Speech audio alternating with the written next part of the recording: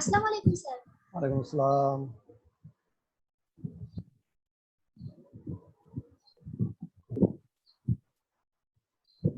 গীতা কি লিংক পাঠিয়েছিলে সবার কাছে? জি স্যার। আমি যে লিংকটা পাঠিয়েছিলাম তোমাকে মেসেঞ্জে, ওটা কি পাঠিয়েছিলে? স্যার আমি শেয়ার করেছি, আচ্ছা সবাই আসছে।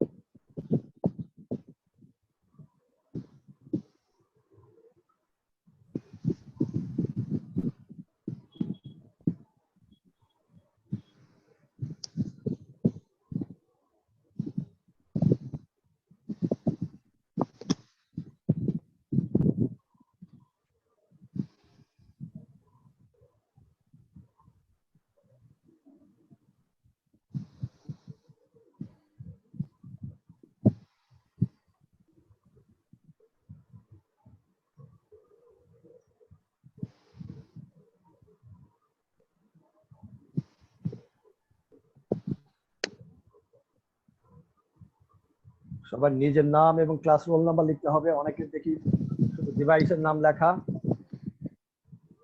এই ডিভাইসের নাম লেখা থাকলে চলবে না, রিনেম করে নিজের নাম লেখো এবং ক্লাস রোল নাম্বার লিখো। অফিস থেকে তোমাদের এই ক্লাসের পার্সেন্টেজ রেকর্ড করা হবে।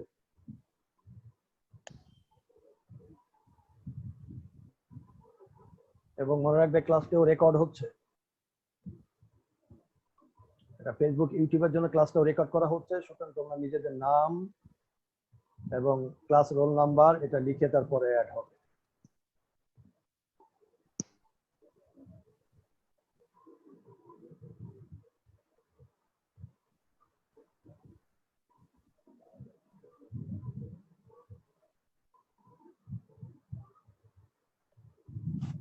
স্যার এটা কি নিউ ফোর্থ ইয়ার ক্লাস হচ্ছে? New fourth year class. তোমাদের আচ্ছা ঠিক আছে। পরীক্ষার্থীদের পরে জানাই দিব। ওখানে দেখো সেশন দেওয়া আছে। এটা 2016-17 শিক্ষাবর্ষের ক্লাস। আচ্ছা ঠিক আছে। ওকে।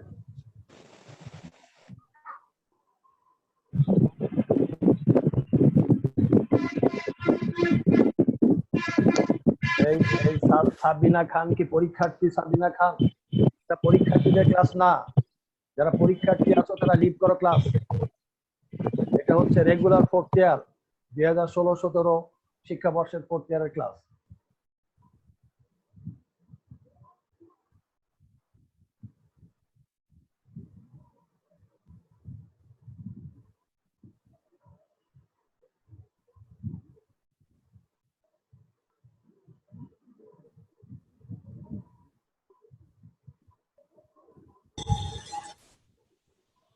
আসসালামু আলাইকুম। বলছি স্যার এটা কি আমাদের ভাইবার ক্লাস হচ্ছে নাকি না নিউ ফোর্থ ইয়ার? এটা নিউ ফোর্থ ইয়ার। আচ্ছা স্যার ঠিক আছে।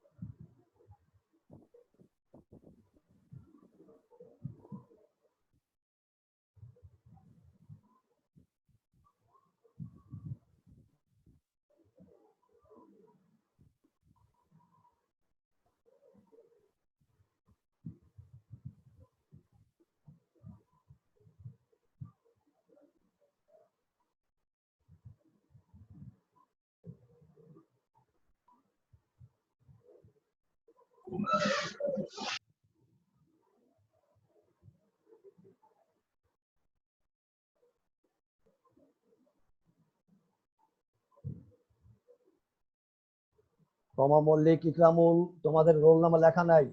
Nigar Sultana, class roll number লিখতে হবে নামের পাশে। ঈশা সরকার, নামের পাশে রোল নাম্বার নাই। আমি তো নোটিশে উল্লেখ করেছি রোল নাম্বার দিতে হবে, কারণ তোমাদের এই ক্লাসটা রেকর্ড হচ্ছে এবং অফিস থেকে তোমাদের পার্সেন্টেজ রেকর্ড করা হবে। শুধু নাম দিয়ে তো রোল নাম্বার খুঁজে না পেলে তো পার্সেন্টেজ পাবে না।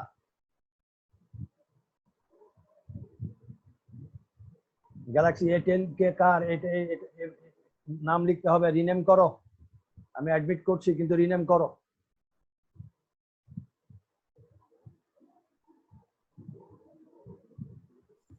স্যার আসসালামু আলাইকুম। ওয়ালাইকুম আসসালাম।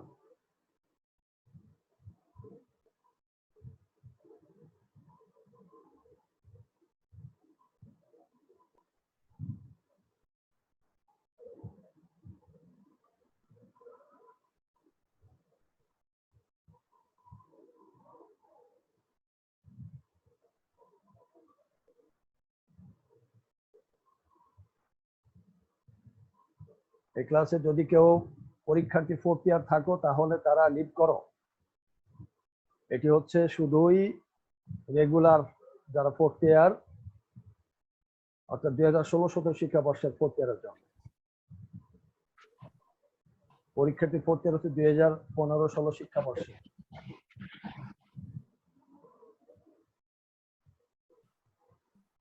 আসসালামু আলাইকুম স্যার। ওয়ালাইকুম আসসালাম।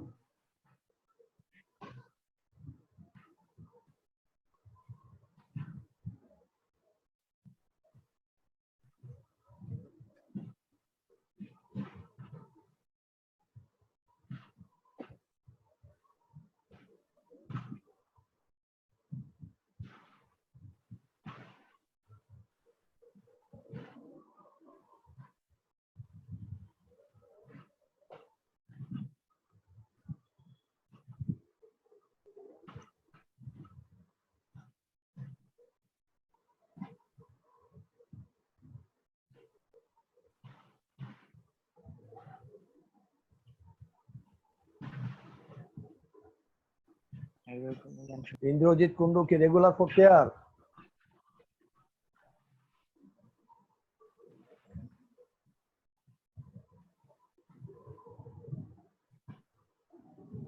সো আমরা ফরমালি আমি ক্লাস শুরু করছি। যে কজন সংযুক্ত হচ্ছে তাদেরকে নিয়েই প্রথমে আমি তোমাদের সবাইকে স্বাগত জানাই আজকে ক্লাসে। This is first time with Zoom app with your virtual class. I have bit less experience with this media. Feel some sort of difficulties in handling this app yet. So তোমরা জোর ধরে ভুল ত্রুটি হলে সেগুলোকে দেখাই দেবে যে কোথায় কোথায় সীমাবদ্ধতা আছে, আরো ভবিষ্যতে ইমপ্রুভ করা হবে। আর তোমরা ক্লাস চলাকালীন সবাই তোমাদের মাইক্রোফোনটাকে মিউট করে রাখবে। যদি কথা বলার দরকার হয় মাইক্রোফোন আনমিউট করলে আমি কথা বলতে দিব, ঠিক আছে? আজকে আমরা শুরু করব ইনশাআল্লাহ। তোমাদের রিসার্চ মেথোডলজি 3rd চ্যাপ্টারে আমি আছি। তোমাদের রিসার্চ মেথোডলজি 6টা চ্যাপ্টার, তার মধ্যে প্রথম 3টা চ্যাপ্টার আমি পড়াই। প্রথম 3টা চ্যাপ্টারের তোমাদের উল্লেখযোগ্য সংখ্যক ক্লাস আমি অনলাইনে নিয়েছি। আর লাস্ট সেগমেন্ট আমার অংশের রিসার্চ মেথোডলজি, সেটি হচ্ছে test of hypothesis. Test of hypothesis এর আগে একটি ক্লাস আমি স্টিমিয়ার্ডের মাধ্যমে লাইভ করে নিয়েছিলাম। তো তোমাদের আজকের ক্লাসটি হচ্ছে টেস্ট অফ হাইপোথিসিসের 2nd ক্লাস। সেম টপিক, এটি 3rd ইয়ার স্ট্যাটিস্টিক্সে আছে, কিন্তু আমি যেহেতু সিনিয়র স্টুডেন্টের ক্লাস করতে, সেখানে আমি জুনিয়র স্টুডেন্টকে আমি এন্টারটেইন করিনি, এই জন্য জয়েন্ট সেশনটা নিচ্ছি না। আমি যখন এটাকে শেয়ার করব ফেসবুকে বা ইউটিউবে, তখন যার ক্ষেত্রে পদ্ধতি সেখানে উল্লেখ করা থাকবে তারা সেটাকে এনজয় করবে। আমরা এখন স্ক্রিন শেয়ারিং এ যাচ্ছি, সবাই অ্যাটেনশন থাকবে। আমরা খাতা কলম নিয়ে রেডি থাকবে, কাগজ কলম নিয়ে থাকবে, কারণ অনেক বিষয় আছে যেটা আমি স্লাইডে নাই, আমি বললে তোমরা সেটাকে ক্লাস নোটে যেভাবে লিখে দিতে সেভাবে দিতে পারবে।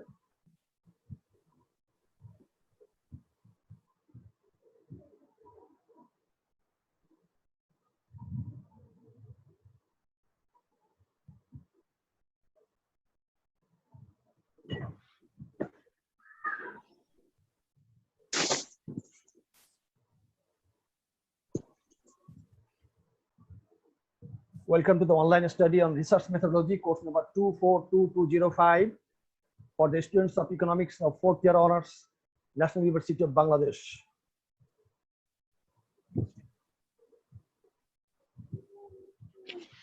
This is Farooq Azam Muhammad Abdul Salam, Associate Professor, Department of Economics, Government BL College, Khulna.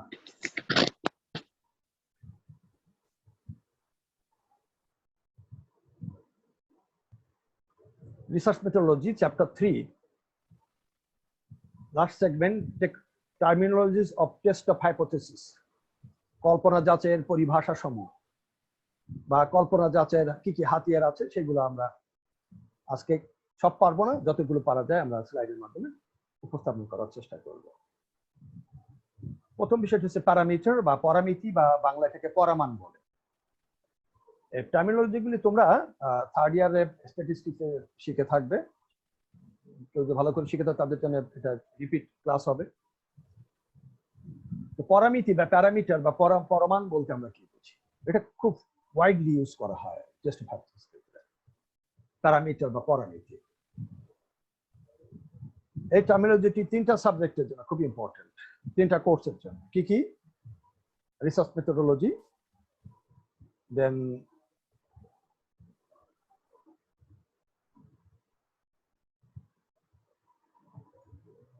Statistics, and last one হচ্ছে ইকোনোমেট্রিক্স। প্রতিটি ক্ষেত্রে এই প্যারামিটার বা পরামিতির ব্যবহার খুব ওয়াইডলি আছে, এই জন্য প্রথমে এটাকে চিন্তা করা হচ্ছে। সমগ্র বা পপুলেশন বা তথ্য বিশ্ব এর সংশ্লিষ্ট কোন বৈশিষ্ট্যের গাণিতিক পরিমাপ যার সমগ্রকে সকল উপাদান বিশ্লেষণ করে নির্ণয় করা হয় তাকে পরামিতি বলে। অর্থাৎ সমগ্রকে বৈশিষ্ট্যের গাণিতিক পরিমাপকে পরামিতি বলে।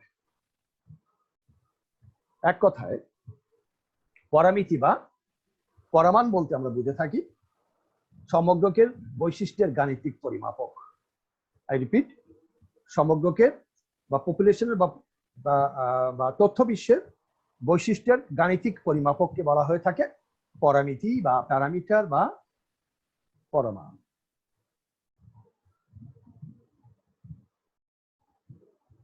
এর কিছু উদাহরণ আমরা উল্লেখ করছি এখানে, যেমন সমগ্রকের গড় মিউ, সমগ্রকের ভেদাঙ্ক সিগমা স্কোয়ার, সমগ্রকের বঙ্কি মতাঙ্ক, সমগ্রকের সুচলতাঙ্ক, সমগ্রকের সংশ্লেষাঙ্ক, সমগ্রকের নির্ভরাঙ্ক ইত্যাদি হচ্ছে প্যারামিটার বা পরামিতির উদাহরণ।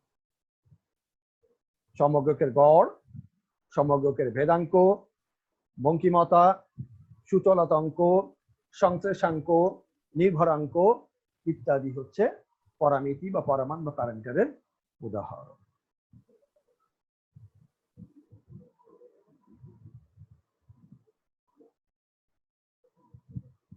তোমাদের লেখা হলে আমি পরবর্তী স্লাইডে যাচ্ছি।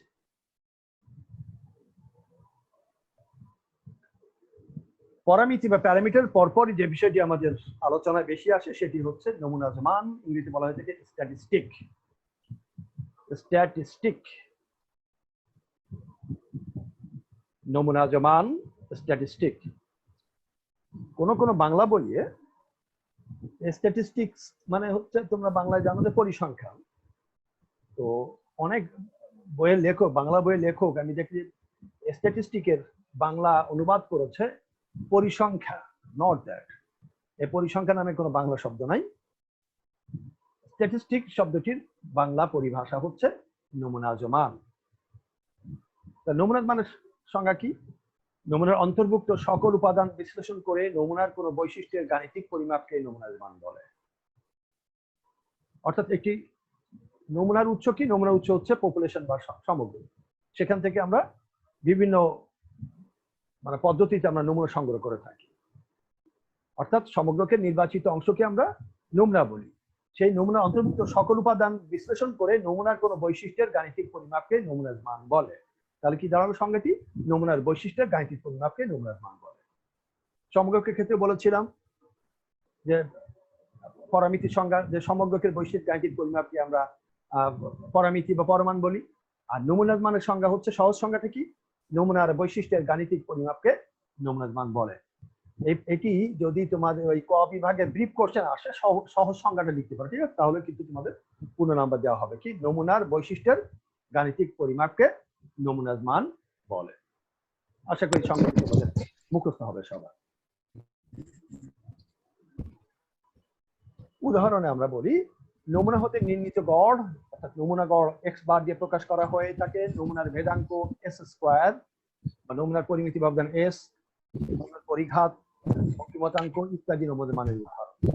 নমুনার মান সমগ্রকের পরামিতি প্রাক্কলনে কিংবা যথাযথতা যাচাই। এই নমুনার মান অত্যন্ত গুরুত্বপূর্ণ, কারণ এটি হচ্ছে সমগ্রকের কোনো পরামিতিকে প্রাক্কলন করতে, এস্টিমেট করতে গেলে আমরা এটাকে ব্যবহার করে থাকি। এটা সবচেয়ে বড় গুরুত্ব হচ্ছে সেটা।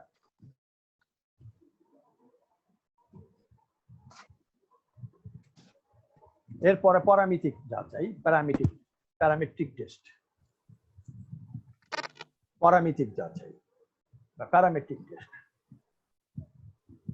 যে পরিসংখ্যানিক পদ্ধতিতে সমগ্রকের পরামিতি সম্পর্কে কল্পনা যাচাই করা হয় তাকে পরামিতিক যাচাই বলে। এ পদ্ধতিতে সমগ্র পরামিতির একটি বিশেষ মান কল্পনা করা হয়। অতঃপর সমগ্রক হতে সংগৃহীত নমুনার ভিত্তিতে নমুনার মান নির্ণয় করে তা পরামিতির সাথে তুলনা করে কল্পনা যাচাই করা হয়। তাহলে আমরা গত ক্লাসে কল্পনা যাচাই কাকে বলে আমরা আলোচনা করেছিলাম। অর্থাৎ কল্পনা যাচাই বা টেস্ট অফ হাইপোথিসিসের দুটি প্রকারভেদ আছে, দুইটা প্রকারভেদ আছে। প্রথমত যাচাই, কল্পনা যাচাই দুইটা প্রকারভেদ, একটি হচ্ছে পরামিতিক যাচাই, একটা হচ্ছে অপারামিতিক যাচাই। পরামিতিক যাচাই কিন্তু বলা হয় প্যারামেট্রিক টেস্ট।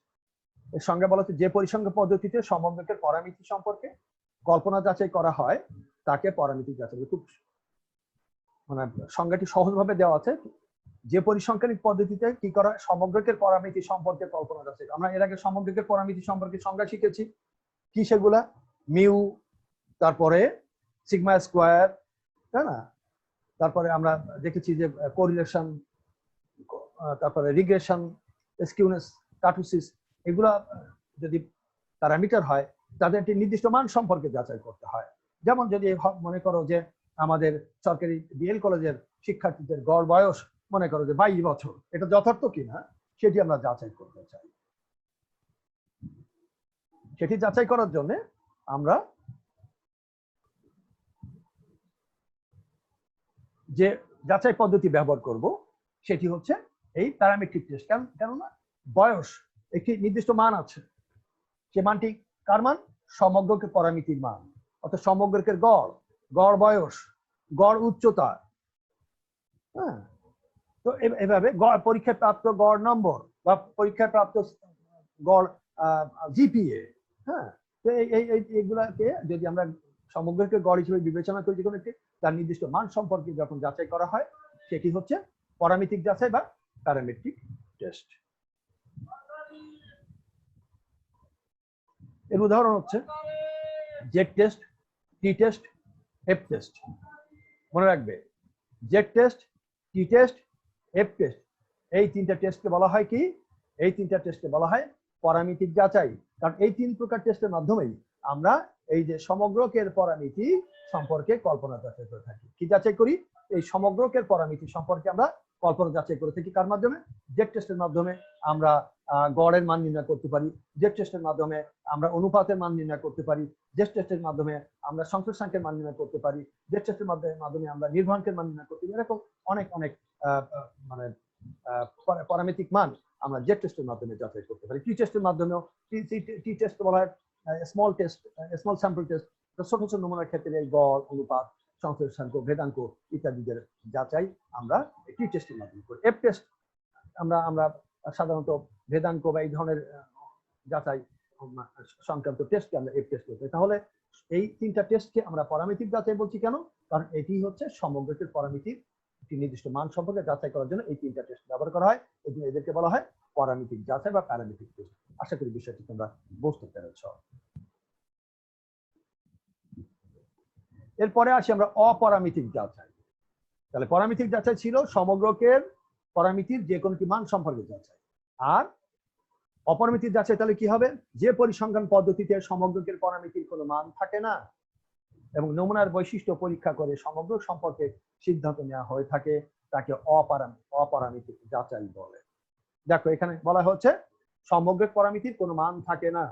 সমগ্রক পরামিতির মনে করছি ভেদাঙ্ক, হ্যাঁ, এটি ভেদাঙ্ক বা যে কোনো একটি পরীক্ষণের পাওয়া দ্রব্য চলকের মানের সম্ভাবনা। আমরা মুদ্রা নিয়ে একটি আনবায়াসড কয়েন বা নিরপেক্ষ মুদ্রাকে আমরা একাধিক ভাগ টস করতে পারি।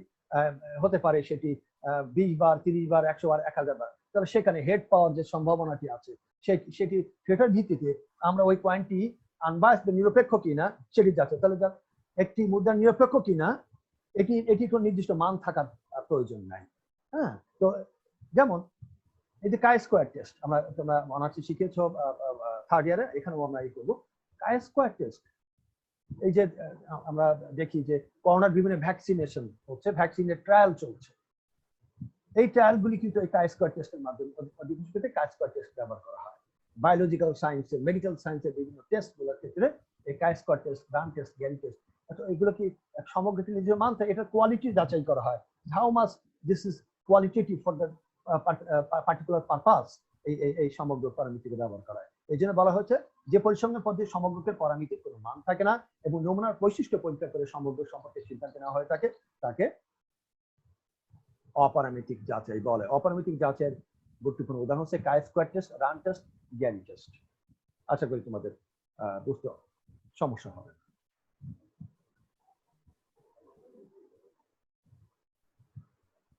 The next term is degree of freedom, স্বাধীনতার মাত্রা। খুব গুরুত্বপূর্ণ একটি টার্মিনোলজি, স্বাধীনতার মাত্রা। প্রায় তোমরা ব্যবহার করেছো থার্ড ইয়ার স্ট্যাটিস্টিক্সে, এখানেও আমরা টেস্ট ভাবতেছি আমরা এটা ব্যবহার করবো। ডিগ্রি অফ ফ্রিডম, স্বাধীনতার মাত্রা।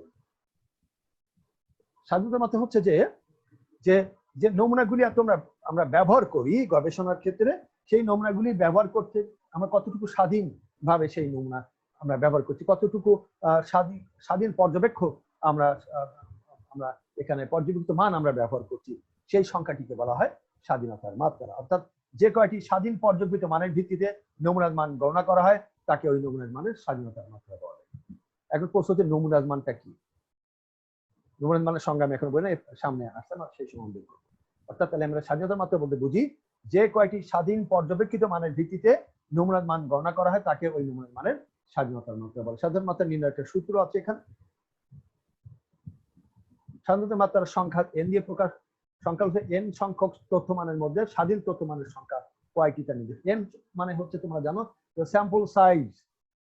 স্যাম্পল সাইজকে আমরা বলছি কয়টি পর্যবেক্ষিত মানের ভিত্তিতে।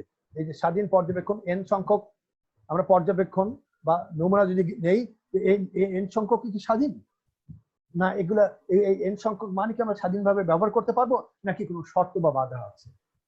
যদি কোনো শর্ত বা বাধা থাকে তাকে এন থেকে বিয়োগ করতে হবে, যে কয়টি শর্ত বা বাধা আছে।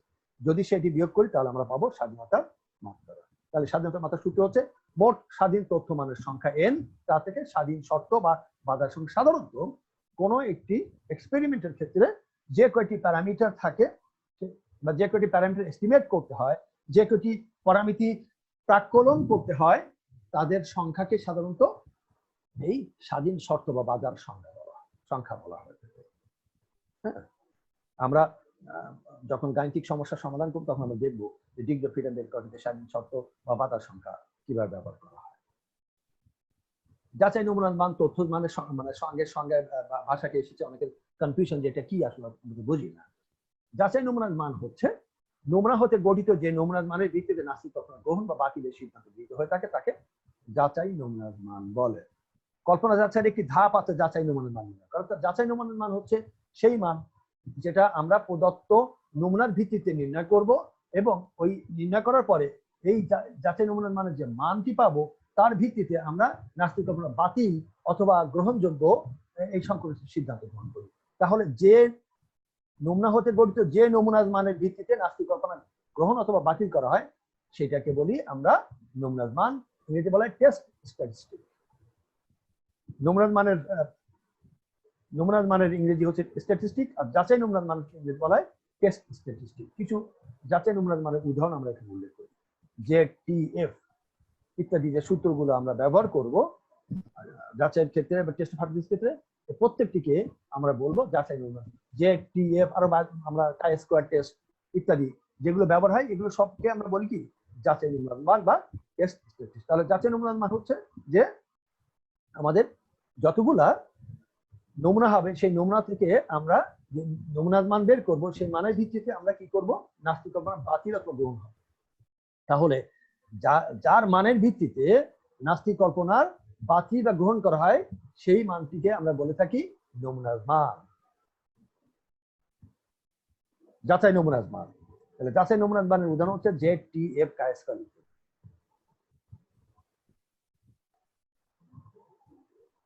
এরপরে আসি আমরা সংশয় বা বর্জন এলাকা, ক্রিটিক্যাল রিজিয়ন বা রিজেক্টেড রিজিয়ন।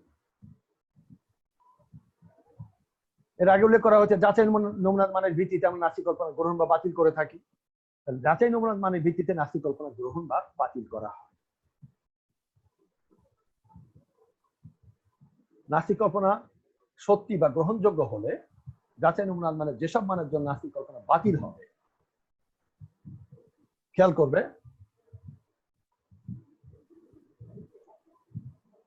যাচাই নমুনার মানের ভিত্তিতে নাস্তিক কল্পনা গ্রহণ বা বাতিল করা হয়, তাহলে নাস্তিক কল্পনা যদি গ্রহণযোগ্য বা সত্যি হয়, যাচাই নমুনার মানের যে মানের জন্য এই নাস্তিক কল্পনা গ্রহণযোগ্য বা সত্যি হবে সেই মান ব্যতীত অন্যান্য মানগুলির সমন্বয়ে যে এলাকা গঠিত হয় সেটাকে আমরা বলি বাতিল এলাকা। অর্থাৎ যে সকল মানের জন্য নাস্তিক কল্পনা গ্রহণযোগ্য সেই মানগুলি বাদ দিয়ে যে মানগুলি থাকে তারা যে অঞ্চলে অবস্থান করে সেই অঞ্চলকে বলা হয় সংশয় বা বর্জন এলাকা। আমরা একটা চিত্রের মাধ্যমে দেখি। টেস্ট অফ হাইপোথিসিসে আমরা এরকম চিত্রটা কমন একটা চিত্র আঁকি। এই যে বক্রাকার রেখা মানে বেল শেপ রেখা, এটাকে আমরা বলি কি, এটার নাম হচ্ছে নরমাল কার্ভ বা পরিমিত রেখা।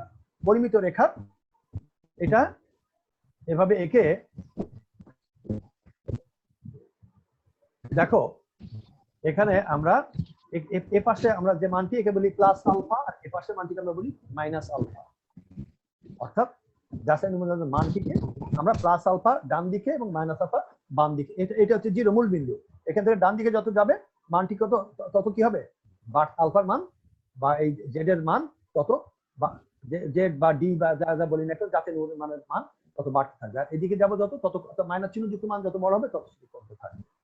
তাহলে এখানে বলা হচ্ছে নাস্তিক কল্পনা যদি সত্য বা গ্রহণযোগ্য হলে যাচাই নমুনার মানে যে সকল মানের জন্য নাস্তিক কল্পনা বাতিল হয়, তাহলে আমরা মনে করি যে এই প্লাস আলফা থেকে মাইনাস আলফার মধ্যে এই যে অঞ্চলটি এটা ওয়ান মাইনাস আলফা অঞ্চল, আর আলফা থেকে ওয়ান থেকে যদি বাদ দেওয়া হয় তাহলে এই অঞ্চলটি হচ্ছে গ্রহণযোগ্য অঞ্চল। এই গ্রহণযোগ্য অঞ্চলের বাইরে যে অঞ্চলগুলা, এই যে মানে ডটের যে অঞ্চলগুলি, এগুলি হচ্ছে বর্জন রেখা এবং বর্জন রেখাটি উভয় পাশে আছে। তাহলে কি যাচাই নমুনার মান যেসব মানের জন্য নাস্তিক কল্পনা বাতিল হয় সেসব মানের সমন্বয়ে গঠিত অঞ্চলকে বলা হয় বর্জন এলাকা বা সংশয়। তাহলে এই যে আলফা ডান দিকে মাইনাস আলফার বাম দিকে এই অঞ্চলগুলিকে আমরা বলবো সংশয় বা বর্জন এলাকা, কারণ এগুলো হচ্ছে সংশয় মানে এগুলো এই মানগুলোর ভিত্তিতে নাস্তিক কল্পনা বাতিল হয়ে যায়। আর এই যে এই সাদা অঞ্চল এটি উভয় পক্ষের ওয়ান মাইনাস আলফা অঞ্চল, এই মানগুলোর জন্য কি হয় নাস্তিক কল্পনা গ্রহণযোগ্য হয়। তাহলে এই গ্রহণযোগ্য যে মানগুলোর ভিত্তিতে গ্রহণযোগ্য নাস্তিক সেই মান যে অঞ্চল থাকে সেগুলোকে আমরা গ্রহণযোগ্য অঞ্চল বলবো। আর যে মান এই গ্রহণযোগ্য অঞ্চল বা গ্রহণযোগ্য মান বাদ দিয়ে অন্যান্য যে মানগুলো প্রেক্ষিতে এই নাস্তিক কল্পনাটি বাতিল হতে পারতো সেই মানগুলো যে অঞ্চলে থাকে সেটাকে বলা হয় বাতিল এলাকা।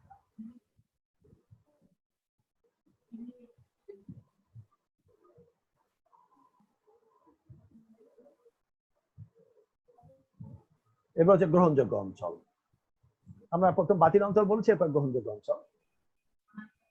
যাচাই নমুনার মানের ভিত্তিতে নাস্তিক কল্পনা গ্রহণ বা বাতিল করা যায় যাচাই নমুনা মানে যেসব মানের জন্য নাস্তিক কল্পনা গ্রহণযোগ্য বলে বিবেচিত হয় সেসব মানের সমন্বয়ে গঠিত এলাকা বা অঞ্চলকে গ্রহণযোগ্য অঞ্চল বলে। অর্থাৎ যেসব মানের প্রেক্ষিতে নাস্তিক কল্পনা বাতিল হয় তাদের সমন্বয়ে গঠিত অঞ্চলকে আমরা বলি বাতিল বা বর্জন এলাকা, আর যে সমস্ত মানের প্রেক্ষিতে নাস্তিক কল্পনা গ্রহণযোগ্য হয় সেই অঞ্চলের সমন্বয়ে গঠিত অঞ্চলকে আমরা বলি গ্রহণযোগ্য অঞ্চল। অর্থাৎ এই যে অঞ্চলটি এটি হচ্ছে গ্রহণযোগ্য অঞ্চল, কারণ এই অঞ্চলের যে মানগুলো আছে তার ভিত্তিতে কি হয় নাস্তিক কল্পনা গ্রহণযোগ্য হয়।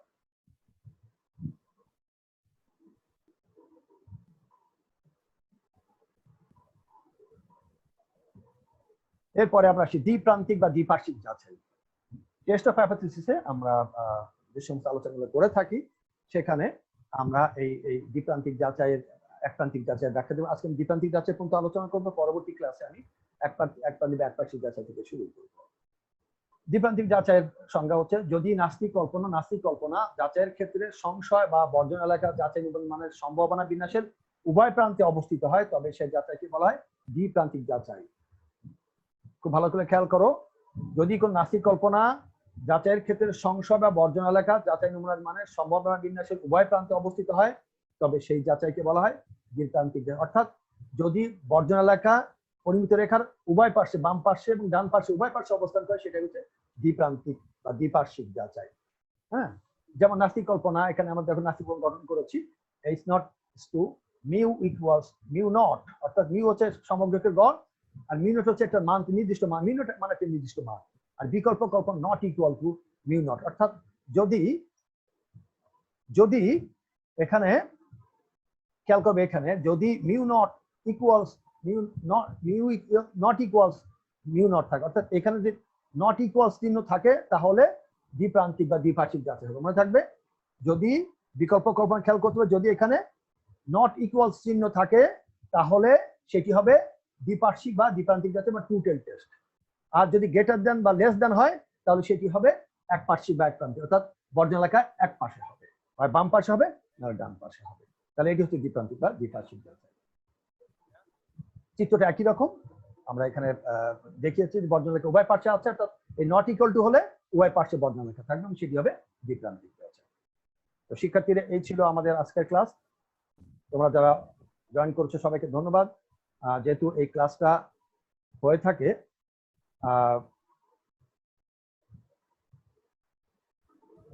40 মিনিটের বেশি সময় পাওয়া যায় না এই একটা সেশনে, এর জন্য এটা 10টা বেশি স্লাইড দেখালে আমি কমপ্লিট করতে পারবো না, এর জন্য একটা ক্লাসে 10টা বেশি স্লাইড আমি দেখাইনি। তো আশা করি তোমরা ক্লাসটা উপভোগ করেছো এবং চেষ্টা করবে তোমার স্লাইড যখন দেখাবো তখন মোবাইলে যারা সঙ্গে স্ক্রিনশট নিয়ে রাখবে। এরপরেও এটি আমি রেকর্ড হচ্ছে, ক্লাসটা ফেসবুকে যাবে, তোমরা সেখান থেকে এটা দেখতে পারবে। কারো কোনো যদি প্রশ্ন থাকে আমি 5 মিনিটের মতো সময় পাবো আর কারো প্রশ্ন জবাব দিতে প্রশ্ন করে 5 মিনিট মধ্যে ক্লাস শেষ করতে হবে, আমাদের নোটিফাই করা হচ্ছে। কেউ কথা বলতে চাইলে আনমিউট করে মাইক্রোফোন আনমিউট করে কথা বলতে পারো।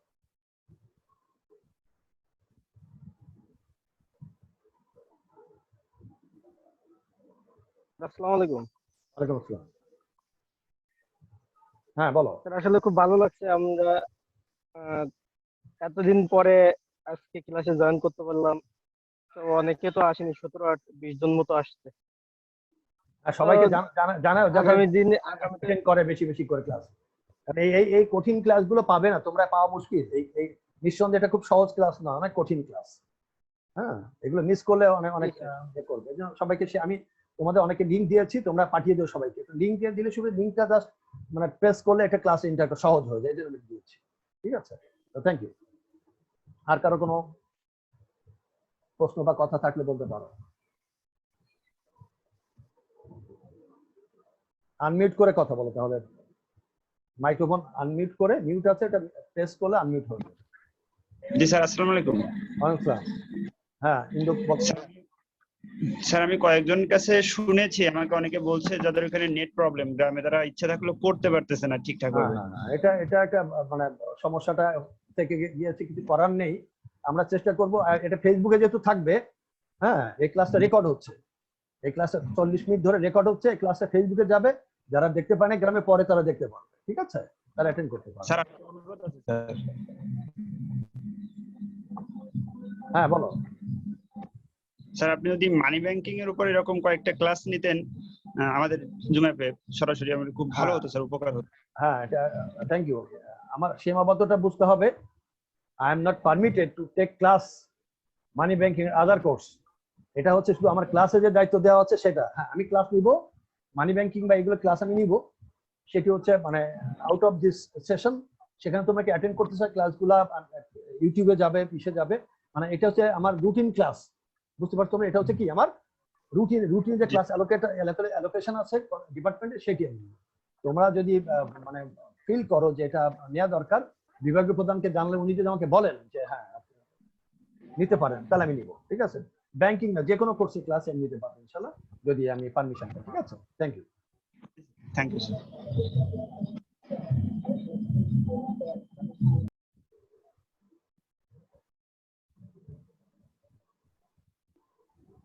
হ্যাঁ, আর কার কোনো প্রশ্ন থাকলে বা কথা থাকলে বলতে পারো।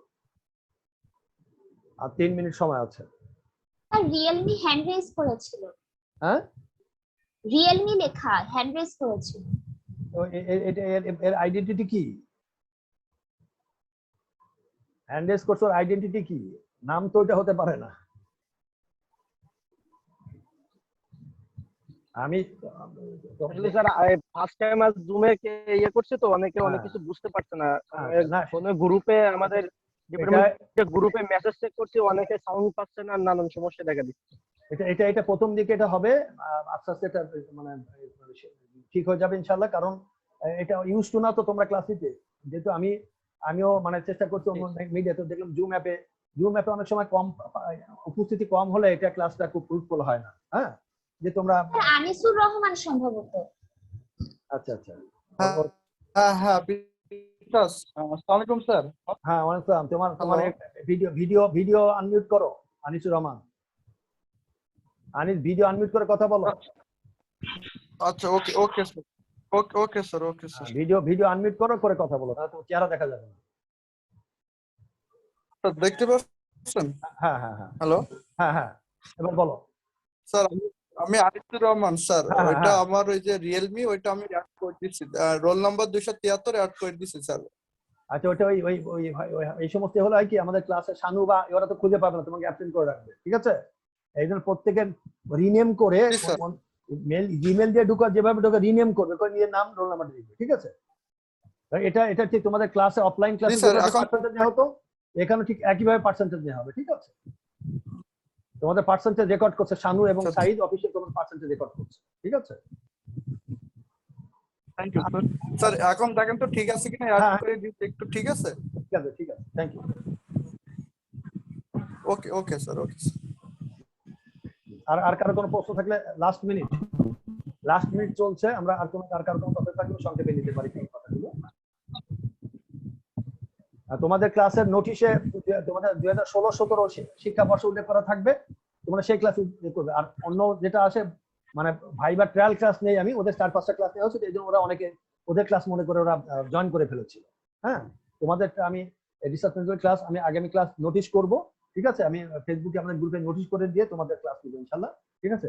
আমি চাইবো যে আগামী সংখ্যা, আজকে 20 জনের বেশি হয়েছে, লিভ করে টোরে অনেকে করছে। তবে থ্যাংক ইউ ভেরি মাচ সবাইকে আজকে ক্লাসে জয়েন করবে। Thank you.